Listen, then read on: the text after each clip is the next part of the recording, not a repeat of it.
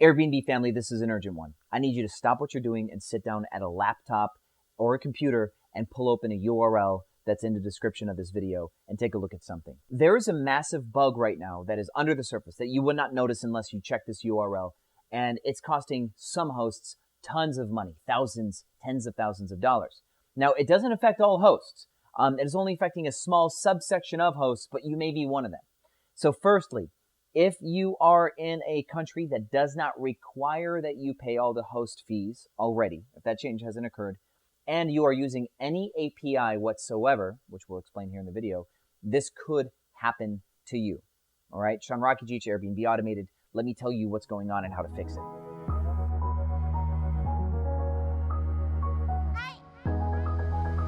Airbnb family, welcome back. Now this one's kind of wild. It's only affecting a small fraction of hosts, but what Airbnb is doing is it's taken some hosts that are only paying a 3% transaction fee, and then the guest is paying the service fee.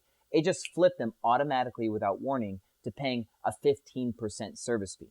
Now, I did in a previous video cover the fact that in Europe, this is becoming required, and they're rolling this out in European countries where to compete with Booking.com and etc. What they're doing is they're going from a regular fee structure to a host-only simplified pricing. I think this is how this bug is actually occurring, is as they are rolling this out across the world in different countries, making it required, they are accidentally affecting other countries that they said they are excluding.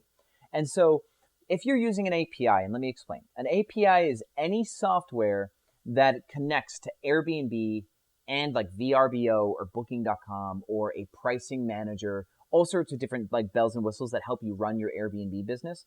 If your account is logged in to any other softwares that connect to Airbnb, that's an API, you are at risk of this happening.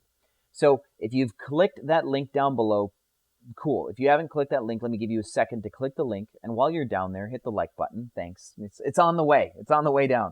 So click that link, and it's the host-only fee structure link.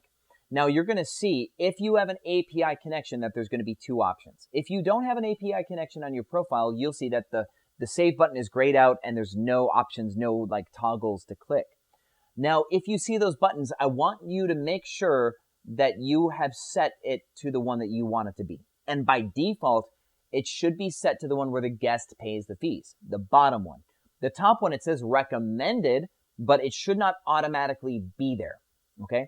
So I've had people reach out to me on Facebook and say that they've already had transactions happen where all of a sudden it flipped and they're paying the 15%. If this has happened to you and you were not notified by email 30 days in advance that your terms of service were changing, then Airbnb has now just breached their contract and they owe you that money. And so you're going to have to tell Airbnb, hey, all these fees that you've taken from me, I did not agree to pay these fees. You need to write me a check for all this money. Now, Airbnb, I, of course, haven't been trusting them very much lately. So, of course, the first thing that I thought in my head was, oh, Airbnb must be doing this like as a mistake to sneak in a bunch of extra bookings below their competition by making the hosts eat that fee structure without notice. And then, of course, all of a sudden, all the Airbnb listings in the market would go from being, 114 a night on average to like 100 a night on average for the guests, increasing the likelihood that they're going to book an Airbnb because everything's cheaper there. That's what I thought. But it actually isn't happening to enough hosts where I think this is something that they're doing. Now, I hope this helps. And in a future video, I'm going to talk to you about the pros and cons of the host-only fee structure. It is largely good, but there are some traps, some bad traps. So we're going to talk about the pros and cons so you can make the decision because it isn't for everybody. By far, it isn't for everybody. So with that said, thanks for watching this video. Stay tuned for the next one, and I'll see you on the other side.